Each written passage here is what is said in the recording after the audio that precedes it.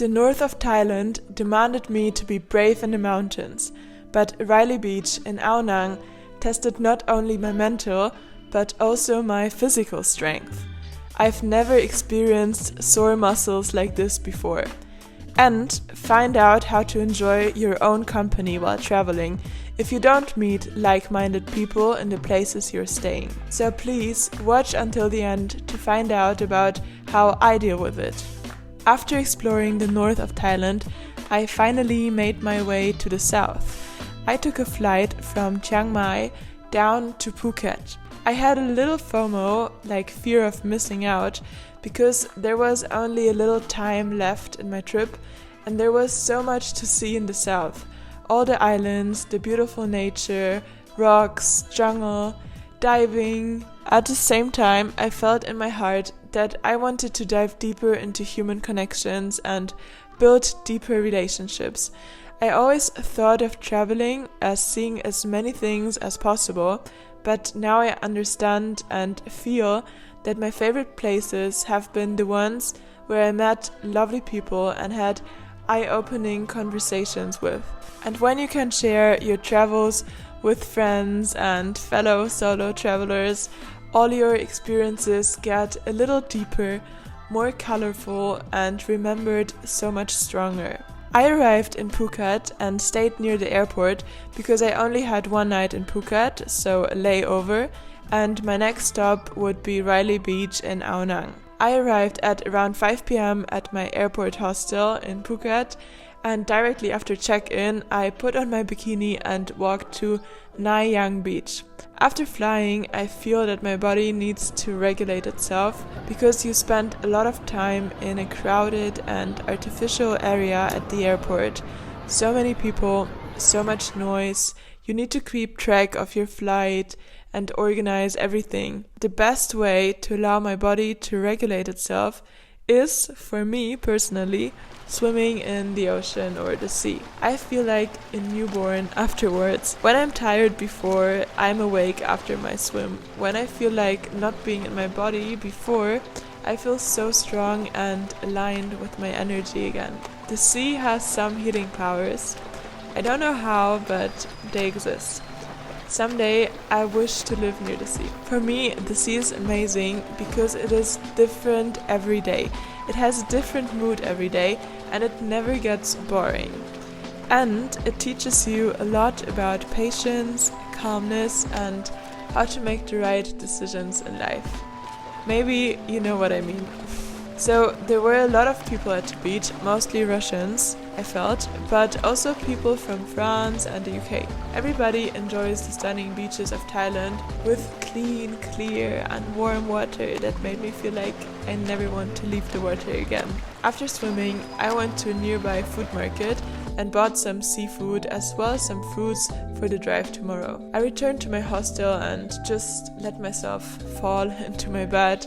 I was so tired. On the next day, in the morning, I used my free time and walked to the beach again, about like 25 minutes, enjoyed the beautiful nature. Really, I cannot get enough of it, and I ate my fruits. Mango is absolutely my favorite fruit of Thailand. Okay, the next one is the classic, the mango, but in Germany we only have these mangoes that are not ripe and taste like wood, so let's try this one. I peel it and so soft and so sweet and so juicy. It's like heaven. The mango is just so soft and juicy and ripe and yellow. I don't know, it's just my favorite fruit. Followed by dragon fruit. It's so juicy, it's not too sweet, and it tastes like a big kiwi. So I booked the taxi from Phuket to Ao Nang for 4 p.m. But then at 3 p.m. a woman from the taxi company called me that the driver would arrive earlier. And so I said I was still at the beach, and I said I'm still at the beach and I'm not at the hostel, and she replied to me, okay, just stay there and somebody will pick you up from the beach. So the taxi really came to the beach, picked me up, and we drove to the hostel. I took my backpack from there, everything was already packed. And then we drove to Ao Nang. In the taxi, I met a German solo traveler woman, and we had some interesting conversations about solo traveling and living in Germany. She told me that she would love to live in a warmer country for some time of the year, but that her husband doesn't want to and cannot because of his job. Hearing her talking, I remembered that I also would love to live in a warmer country like Thailand, and not be in Germany all of the year, especially not in the winter. I feel that in warmer countries, my body feels so much healthier, more comfortable, more flexible, and more energetic. The sun gives us life energy, and in the winter in Germany, there's simply no sun. Only rain, maybe. So yes, generally I love to talk to strangers on buses or airplanes. These are conversations that you would never have in, I don't know, normal situations when you're in your country. Also, I feel that people are so much more open when they are traveling. Then they're willing to share their life stories, their challenges, simply everything. Maybe it's connected to the fact that like you feel free and you will not see the people again, so I don't know. You don't need to hide or something. If you know why people feel so much more open while traveling, write it down in the comments. The taxi stopped at a pier in Ao Nang, from which I took a long-tail boat to Riley Beach. Because it's located on the other side of Ao Nang, it's only accessible by boat. I enjoyed the boat ride so much. Again, you feel so free, surrounded by turquoise green water, all the huge rocks that are rising from the sea, and you're just watching the nature as a little human in a boat. So in the evening I arrived at my hostel at Riley Beach. I arrived at Riley Beach and it feels like I have a sunburn. Look how beautiful it is! And the next morning I woke up very early for a special event. I will go rock climbing, and I was so afraid. Really, I was so afraid. I hadn't climbed ever in my life, maybe one time where I was like 6 years old at a birthday party, and I was so excited for it. But before, please let me show you my hostel. It had a nice pool that I didn't use because I'm simply not a pool person. I rather enjoy swimming in the sea. And the hostel had a stunning terrace with a beautiful view that didn't come without its price. I needed to walk up so many stairs to reach the hostel that made me sweat every time. And I don't know why they choose these colors. They make you even more dizzy when you try to climb the stairs. The absolutely best thing about my hostel, chickens were walking around the hostel at all times. I didn't even need an alarm clock to wake me up. Okay, enough of my hostel, let's go climbing. I just woke up and forced myself outside the bed because there's at 8:45 there is a climbing tour to not a mountain, like the other high thing, and I'm going there. As long as I'm good with my sleep, I want to do the things that afford more concentration. We walked to the rock by foot. It is located on Phra Nang Beach, about 5 minutes walk. Generally, everything was super close there. We will go climbing now. We've been in a group of 3. 1 girl from America, 1 boy from the Netherlands, and the Thai climbing instructors and me. Seeing the climbing wall for the first time, I had a lot of respect. I didn't know if I could do it, really. I had big doubts. Like, I know that I'm relatively sporty, but I also know that I'm afraid of heights. First, I let the other 2 go climbing and I tried to observe them and learn from it. Connect. Yes. On this one? On the right side. On the right side, on the right side. You're doing like acrobatics. And then it was my turn. The first 2 rounds, I made it. It was okay, but you need a lot of energy and force to hold yourself, especially in your arms and fingers. You get special shoes that are a little uncomfortable because they squeeze your big toe, but they're helpful for climbing. Surprisingly, my fear of heights didn't hit so bad. Oh my god, I just came down from the stone and it is much fun. I'm afraid of heights, so I thought it would be very difficult for me, but you don't actually look down, you just look at the wall and try to stick to it, so it was okay. I like it, and maybe I'll repeat it sometime. You're mostly focused on the wall in front of you, so you're not looking down so much. Every time you finish a climb, you can let yourself hang in the rope and enjoy the most beautiful view of the beaches and rocks of Ao Nang. Nice blue and green water and majestic cliffs rising from the sea. And of course you're like flooded by this feeling, yes, I made it, you climbed up there. I don't know how high it was, but I think it was at least like 25 meters. And yes, it's just such a nice feeling when you know you did it and you faced your fear of heights. My hands hurt so bad. I feel I cannot move them.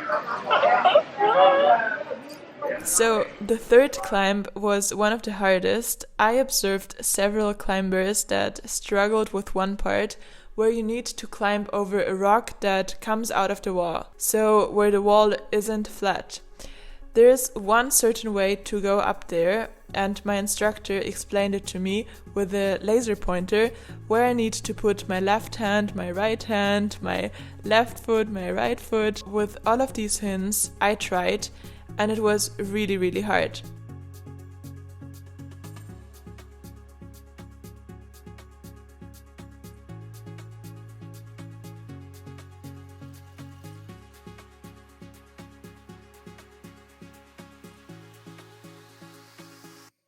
But somehow I could hold myself in the critical spot for a few seconds and then pull myself up. Oh my god, I felt so relieved, and the rest of the climb was much, much easier. What I appreciated the most is that the people from my climbing group, as well as random people from the beach, supported every climber that tried to reach the top. Generally, I feel there's such a warm and friendly atmosphere in Thailand. Everybody is being open. There was even one guy that came to me after I got back to the ground and told me that I did a great job. Yes, it was super nice, all of the people supporting each other. And, fun fact, near the climbing area there is the Phra Nang cave, which is known as the penis cave. Yes, that's the name for it. And it looks kind of silly, but for Thai people it has a serious meaning. Phra Nang is the name of the princess goddess after which the cave was named. The climbing instructor told us that people from all of Thailand come here to make offerings and pray for fertility. It was a very interesting sight to see. All of the cave was filled with wooden penises of all sizes. Let's get to some personal stuff and talk about my experience as a solo traveler. As promised, I also want to share a perhaps darker side of traveling with you that equally belongs to your trip and to the whole experience. When you are a solo traveler, there is the chance to be lonely sometimes. I only stayed at Riley Beach for 3 days, and I feel the shorter you stay at one place, the less deep are your connections. Not only because they're not the right people at this one place, but because you're in a little rush state of mind. Like, I knew that I would only be there for 3 nights, which is why I left my hostel every day very early to explore Riley Beach and all the beautiful places there. At the same time, I didn't give so much space for human interactions. Deep conversations, they need their time and energy and an open and calm state of mind. To listen deeply, you need to be in the present moment. Everything else, like being in your mind, in your memories of yesterday, or in the planning of your trip tomorrow will distract you from the words of the human in front of you.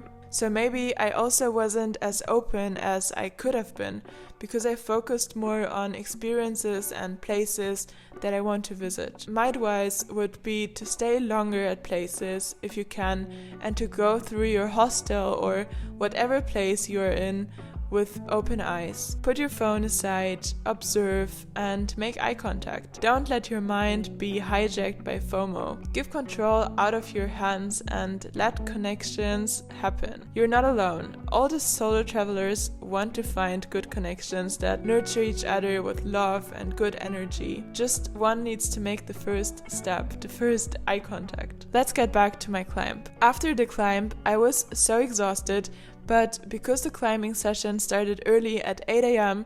and finished at 12 a.m., I had pretty much the full day free for another site. And wow, I decided to go with a group from my hostel to a lagoon inside the rock that I climbed on. It's like a little swimming pool inside the rock. Very magical place. People told me that it was not so easy and that it also involves some climbing to get up the rock and then down to the lagoon. But I didn't take it so seriously and thought like, okay, no problem, I can make it. I already did like real climbing before, so this little climbing, I can do it too. But let me tell you, it was very much climbing. It was almost only climbing, more and harder than I have expected. This trip to the lagoon is a story of its own. I was brought to the limits of my energetic resources. I injured myself, nothing dramatic, and I saw one of the most magical places that I saw in my life. I'm excited to share this story with you in the next episode. If you liked this video, please leave a like and leave a comment. I always love to hear from you, and subscribe to the channel to support me so that I can produce more videos for you. Bye bye, yours Judith.